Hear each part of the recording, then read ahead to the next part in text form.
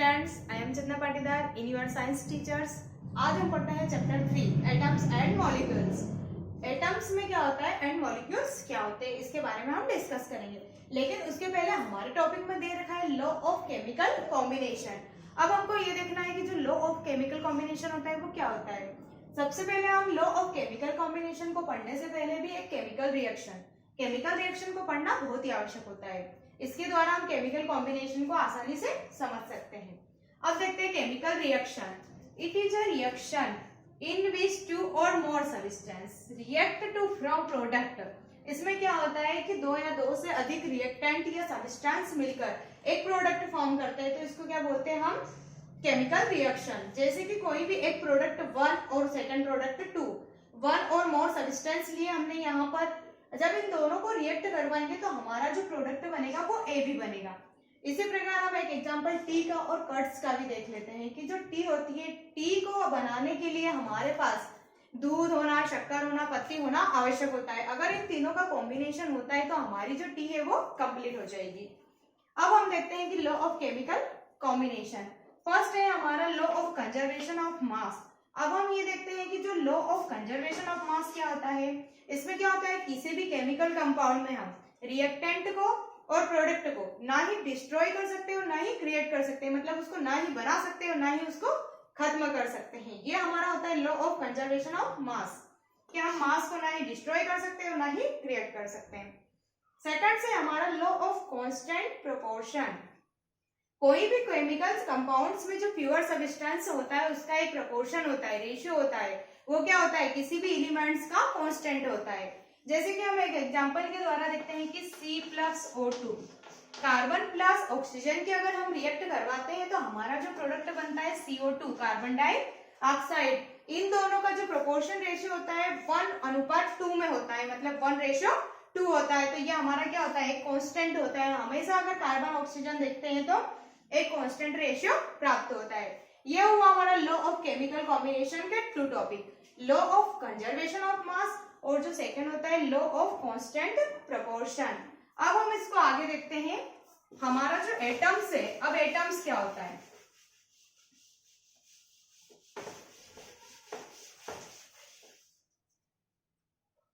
अब हम देखते हैं एटम्स। तो हमारा जो एटम्स है वो क्या होगा, smallest particles of elements. It is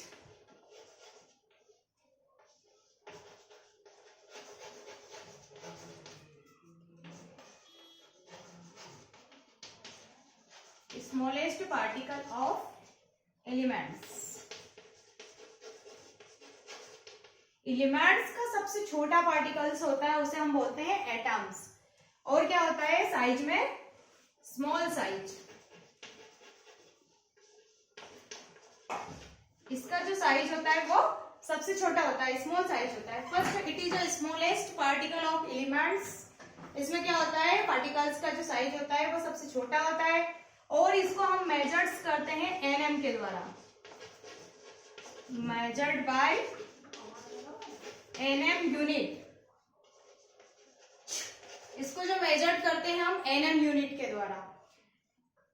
NM units, ये जो एटम्स की एक यूनिट्स होती है उसको एनएम यूनिट्स बोलते हैं। ये हुआ हमारा एटम्स। अब हम इसमें देखते हैं एटम्स। एटम्स में क्या होता है, जो एटम्स होता है उसको सिंबॉलिक रिप्रेजेंट करते हैं, सिंबॉलिक रिप्रेजेंटेशन। क्या होता है, जो एटम्स होता है उसको हम सिंबल्स के द्वारा रिप्रेजेंट करते हैं। जैसे कि हमारा लिथियम है, लिथियम्स का सिंबल्स क्या होता है, Li। ये सिंबल्स हुआ हमारा एटम। उसके बाद अगर हम देखते हैं सोडियम, सोडियम का सिंबल हमारा क्या होता है, यहाँ पर Na सोडियम का सिंबल होता है, लिथियम एंड सोडियम। इसी प्रकार हम अदर देखते हैं।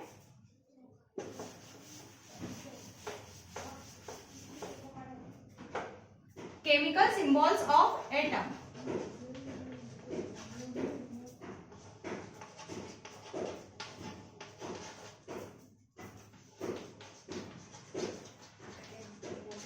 फर्स्ट हमारा क्या रहेगा, aluminium.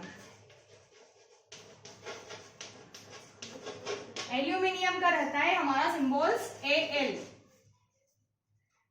Aluminiums Al। Chlorine, chlorine का Cl रहता है।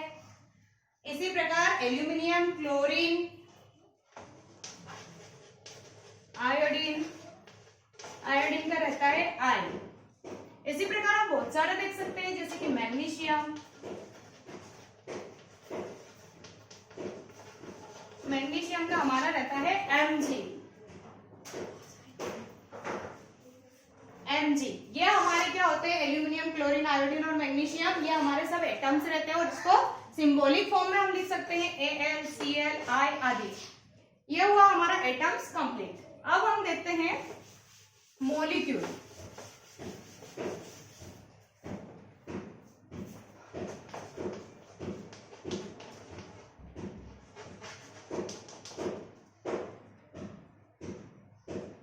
मॉलिक्यूल्स क्या होते हैं?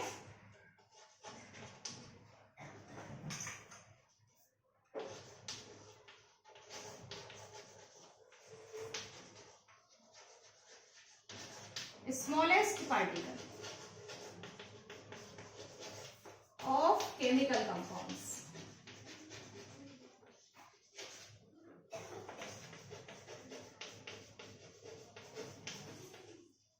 क्या होता है इसमें कि ये जो it is the smallest particle of chemical compounds, मतलब जो मॉलिक्यूल्स होते हैं वो केमिकल कंपाउंड का एक सबसे छोटा पार्टिकल होता है, सबसे स्मॉल साइज में होता है, इसको हम बोलते हैं मॉलिक्यूल्स।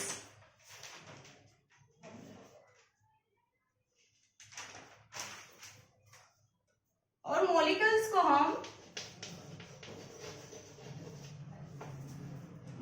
को कैसे लिख सकते हैं हम? मॉलिक्यूल्स रिटन बाय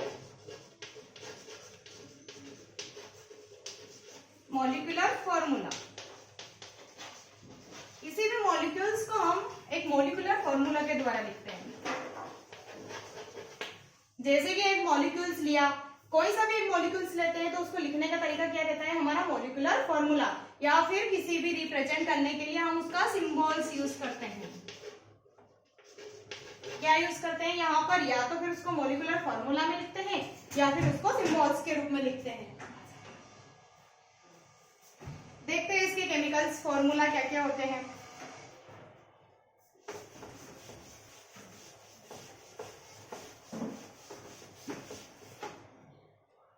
अब हम देखते हैं कि मॉलिक्यूल्स में कौन कौन से एलिमेंट्स प्रेजेंट होते हैं। मॉलिक्यूल्स में फर्स्ट है इसमें मोनोएटॉमिक।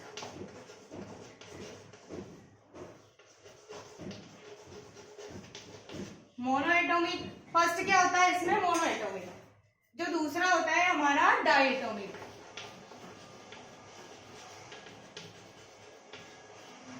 Third triatomic. और फोर्थ हमारा है टेट्राएटॉमिक या फिर पॉलीएटॉमिक। अब हम देखते हैं कि जो मोनोएटॉमिक होता है वो क्या होता है। मोनोएटॉमिक का जो मीन्स होता है कि मोनो मतलब इसमें एक आयन प्रेजेंट रहता है। One atoms are present, one atom. अब वन एटम्स प्रेजेंट रहता है इसमें। जो मॉलिक्यूल्स होता है इसमें क्या होता है? कोई भी एक मॉलिक्यूल है, ऐसा मॉलिक्यूल लेना है जिसमें सिर्फ वन एटम रहता है तो उसको बोलते हैं मोनोएटॉमिक। अब इसका एग्जांपल हम देखते हैं हीलियम, हीलियम, नियॉन। ये दोनों क्या होते हैं? इन दोनों में सिर्फ एक ही एटम प्रेजेंट रहता है, हीलियम में भी और नियॉन में भी। डायएटॉमिक आयंस क्या होता है कि किसी भी मॉलिक्यूल्स में टू एटम्स प्रेजेंट रहते हैं। टू एटम्स किस में रहते हैं? एक तो ऑक्सीजन में हो गया हमारा O2। O2 में क्या रहता है कि टू एटम्स प्रेजेंट रहते हैं। उसके बाद हमारा एक क्लोरीन हो गया Cl2, इसमें भी टू एटम प्रेजेंट है और इसमें भी। तो ये क्या हो गया हमारा डायएटॉमिक। ट्राइएटॉमिक आयंस में क्या होता है? थ्री एटम्स प्रेजेंट रहते हैं। ट्राइएटॉमिक आयंस में three atoms are present. Three atoms कैसे रहेंगे? थ्री एटम के लिए एक हम ओजोन ले सकते हैं। हमारा जो O3 सॉल्यूशन रहता है वो क्या होता है? हमारा ओजोन सॉल्यूशन। और अब हम देखते हैं पॉलीएटॉमिक। पॉलीएटॉमिक में क्या होता है? या तो फिर फिर 4 एटम रहते हैं या फिर 4 से ज्यादा होते हैं। 4 एटम के लिए हम देखते हैं इसमें P4। ये किसका फॉर्मूला होता है? सिंबल्स फास्फोरस का। फास्फोरस इसमें क्या होता है? 4 एटम्स प्रेजेंट रहते हैं, 4 या फिर 4 से ज्यादा। तब ज्यादा के लिए हम इसमें एसिड लिख सकते हैं। एसिड क्या होता है? सल्फर्स। सल्फर, सल्फर में 8 एटम प्रेजेंट रहते हैं। ये सब मॉलिक्यूल्स रहते हैं। मॉलिक्यूल्स में 4 टाइप के एलिमेंट्स है, atomic, monoatomic, diatomic, triatomic, polyatomic. इनके नाम से ही इनमें एटम स्पष्ट हो जाता है कि mono means 1, di means 2, tri means 3 और पॉली मीन्स बहुत सारे, या तो 4 या फिर 4 से ज्यादा हो सकते हैं। इनको बोलते हैं हम एटम्स। अब हम देखते हैं आयंस। एटम्स और मॉलिक्यूल्स को समझने के बाद हम शॉर्ट फॉर्म में आयंस को समझेंगे कि आयंस क्या होते हैं।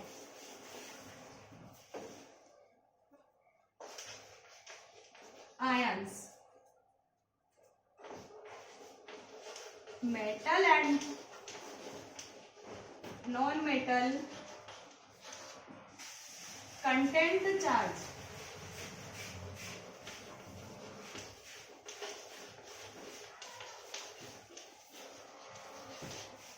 कोई भी मेटल्स या नॉन मेटल होता है उनके ऊपर जो चार्ज प्रेजेंट रहता है, कंटेंट चार्ज मतलब कोई भी चार्ज प्रेजेंट होता है तो उसको हम बोलते हैं आयंस। मेटल के ऊपर हुआ या फिर नॉन मेटल के ऊपर हुआ, दोनों के ऊपर चार्ज को हम बोलते हैं नॉन एज आयंस।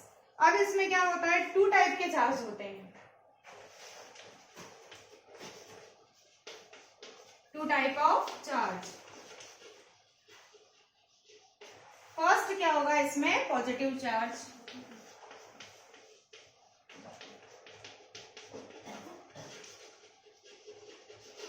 फर्स्ट हमारा हो गया इसमें पॉजिटिव चार्ज, और जो सेकंड होता है वो नेगेटिव चार्ज।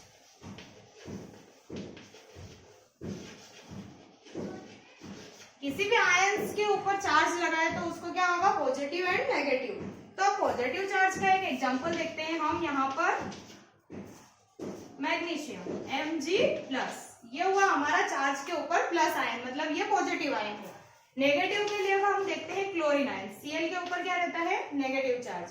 ये क्या है? हमारे positive charge and negative charge के एग्जांपल। इसके बाद हम देखते हैं कि जो आयंस होते हैं वो कितने प्रकार के होते हैं। तो जो आयंस होते हैं वो भी 2 टाइप के होते हैं। 2 टाइप्स ऑफ आयंस। क्या होता है आयंस में? 2 टाइप के। कौन कौन से होते हैं? फर्स्ट है एनायन, और जो सेकंड होता है वो होता है केटायन। एनायन और केटायन। जो एनायंस होता है उस पर हमेशा नेगेटिवली चार्ज प्रेजेंट रहता है। एनायंस के ऊपर क्या होगा? नेगेटिव चार्ज प्रेजेंट रहता है। और जो केटायंस होता है इस पर हमेशा क्या होता है? पॉजिटिव चार्ज प्रेजेंट रहता है। आयंस समझ में आया कि जो मेटल और नॉन मेटल के ऊपर जो चार्ज कंटेंट रहता है उसको हम बोलते हैं आयंस। आयंस में जो चार्ज रहते हैं वो कितने टाइप के हो गए? 2 टाइप के, positive and negative charge. Positive charge का एग्जांपल हमने मैग्नीशियम लिया और नेगेटिव चार्ज का क्लोरीन। इसके अलावा बहुत सारे ऐसे एग्जांपल है जो हम देख सकते हैं। उसके बाद जो आयंस होता है वो क्या होता है? 2 types of ions, anions and cations. Anions में क्या होता है? हमेशा नेगेटिव चार्ज प्रेजेंट रहता है। जितने भी चार्ज रहते हैं उसमें क्या होता है? एनायंस में नेगेटिव चार्ज है। और जहां पर भी केटायन लिखा होता है वहां पर हमको समझ जाना चाहिए कि यहाँ पर पॉजिटिव चार्ज प्रेजेंट रहता है। ये हमारा आयंस कंप्लीट हुआ। दोनों प्रकार के चार्ज समझ में आए सभी को, anions and cations.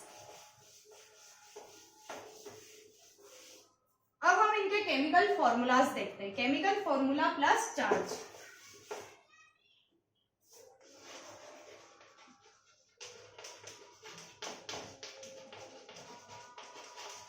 Chemical formula and charge क्या है? फर्स्ट में नेम ऑफ रेडिकल, कोई से भी रेडिकल्स ले लेते हैं हम।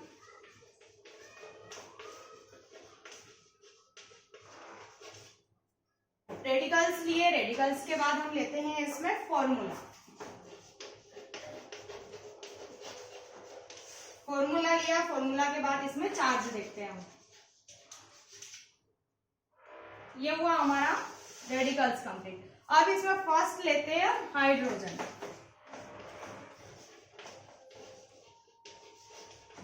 हाइड्रोजन का फॉर्मूला क्या होता है, यहाँ पर सिंबॉलिक क्या होता है, H। इस पे चार्ज कितना होता है, 1। सेकंड देखते हैं हम सोडियम।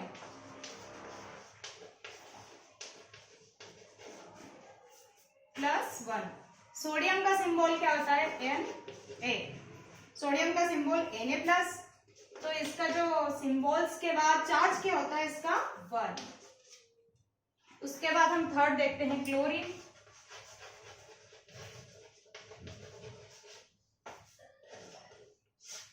क्लोरीन का फॉर्मूला होता है Cl-। इस पर नेगेटिव चार्ज रहता है और इसका जो फॉर्मूला चार्ज होता है ये भी 1 होता है।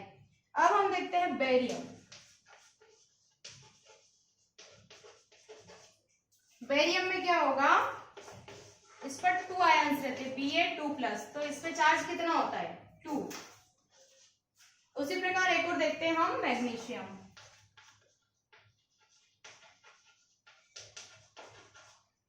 मैग्नीशियम का सिंबल्स क्या होता है, Mg2+। यहां पर भी 2 चार्ज है। ये हो गया हमारे आयंस के रेडिकल्स, फॉर्मूला प्लस चार्ज। जो हमारा मैग्नीशियम और बेरियम होता है इस पर +2 चार्ज रहता है और जो क्लोरीन होता है उस पर हमेशा नेगेटिवली चार्ज प्रेजेंट रहता है। अब हम देखते हैं किसी भी कैलकुलेशन ऑफ मॉलिक्यूलर मास।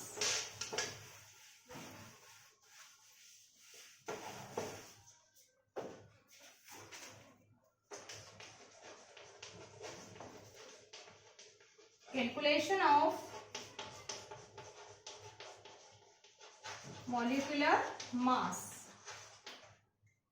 किसी भी कैलकुलेशन को करने से पहले उसका फॉर्मूला लिखना पड़ता है। कैलकुलेशन करते हैं अब हम किसी भी, तो यहां पर हम लेते हैं CO2, कार्बन डाइऑक्साइड।